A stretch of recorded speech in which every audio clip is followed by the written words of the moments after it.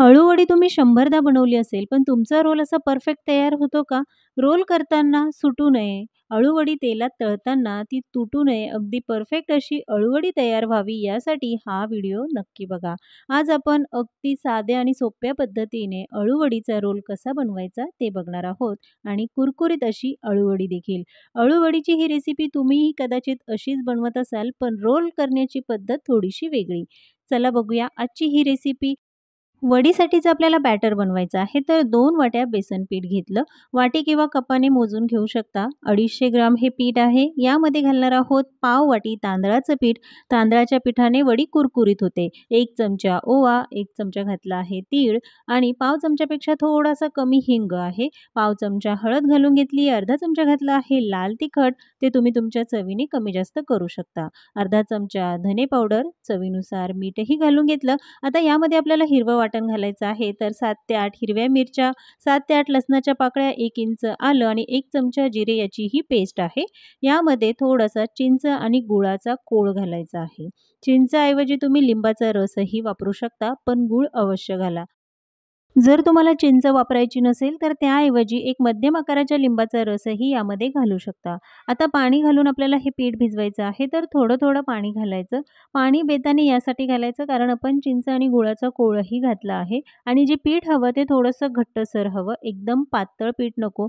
अर्धी वाटी पाणी यामध्ये घातलं आणि आता आपण हे पीठ व्यवस्थित मिक्स करून घेऊ. यापेक्षा जास्त पाणी लागत नाही, पण जर पीठ तुमचं विकतचं असेल, तर त्यासाठी पाणी थोडंसं कमी जास्त लागू शकतं. आता हाताने हे सगळं चांगलं व्यवस्थित मिक्स करून घ्यायचं आहे. सगळे मसाले छान एकजीव झाले पाहिजे. बॅटरची कन्सिस्टन्सी बघाल तर इतपत घट्टसर हवं. आता 10 मिनिटं हे पीठ आपण असंच ठेवूया म्हणजे छान मुरलं जाईल. तोवर घेतले आहेत 10 ते 12 अळूचे पानं. पानं घेताना छान अशी हिरवीगार घ्या. त्यानंतर 2 ते 3 वेळा पाण्याने स्वच्छ धुवून 10 मिनिटं मिठाच्या पाण्यामध्ये भिजत ठेवायची. आता याचे आपल्याला देठ आणि शिरा काढून टाकायचे आहेत. जाड शिरा असतात त्यामुळेच रोल बनवताना तो तुटतो, म्हणून अगदी हलक्या हाताने आपण वरच्या शिरा काढून टाकूया. सगळ्या पानाच्या अशा शिरा काढायच्या, पण कोवळी पानं असतील तर ते लाटूनही घेऊ शकता. शिरा कापून घेतल्यानंतर पुन्हा त्या लाटून घ्यायच्या म्हणजे रोल बनवताना पान तुटणार नाही. शिरा काढून झाल्यानंतर सगळ्यात मोठं पान आधी ठेवायचं. त्यावर छोटी पानं अशी 5 ते 6 पाण्याचा एक सेट करून ठेवायचा म्हणजे वडी बनवताना आपलं काम सोपं होतं. आता चाळणीला हलकंसं तेल लावून घेतलं त्यामुळे वडी चिकटणार नाही. बॅटर बघाल तर अगदी परफेक्ट तयार झालं आहे आणि इतपतच घट्टसर हवं. यापेक्षा खूप जास्त घट्टही नको किंवा पातळही नको. सगळ्यात मोठं पान आधी घ्यायचं आणि त्यावर हे बॅटर व्यवस्थित लावून घ्यायचं.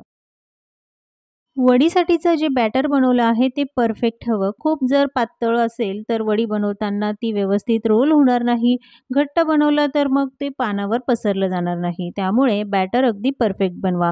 आता एका पानाला आपण हे बॅटर व्यवस्थित लावून घेतल्यानंतर दुसरं पान मात्र उलट्या बाजूने ठेवायचं.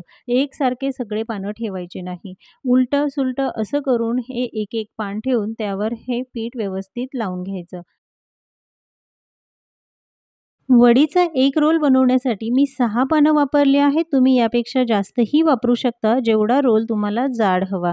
सगळ्या पानांना व्यवस्थित पीठ लावून घेतलं. त्यानंतर पानाच्या कडा दुमडून घ्यायच्या आणि त्यालाही हलकंसं पीठ लावायचं.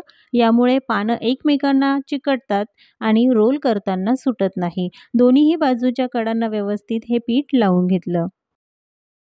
पानांना पीठ लावताना पातळ लावायचं. खूप जास्त पीठ लावाल तर मग वडी कुरकुरीत होणार नाही आणि खाताना देखील फक्त पीठच लागेल. अशी वडी खायलाही चांगली लागत नाही.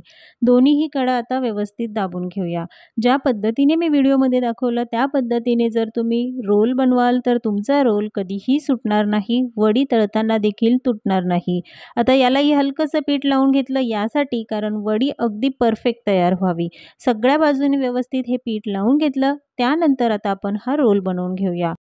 आता रोल बनवणं तर अगदी सोपं आहे. या पद्धतीने रोल बनवाल तर जराही सुटणार नाही किंवा पानंही बाहेर येत नाहीत. एकदम परफेक्ट असा हा अळूवडीचा रोल तयार होतो.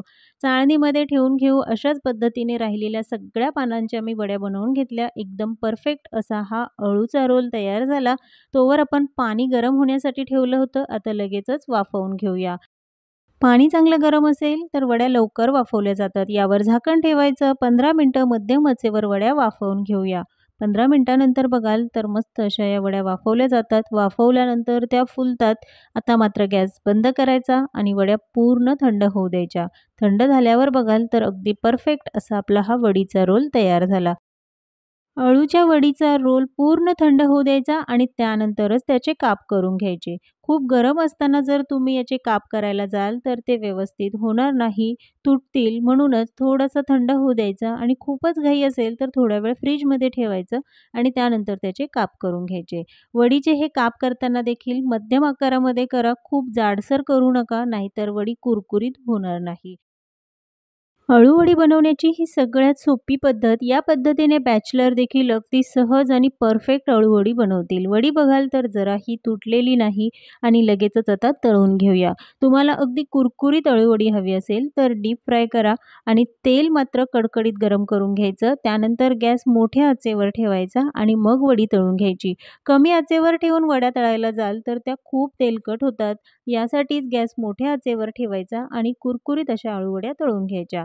जर डीप फ्राय करायच्या नसतील तर शॅलो फ्राय देखील करू शकता. गॅस मोठ्या आचेवर ठेवून 5 मिनिटं छान अशा कुरकुरीत होईपर्यंत वड्या तळून घेतल्या की तयार आहे.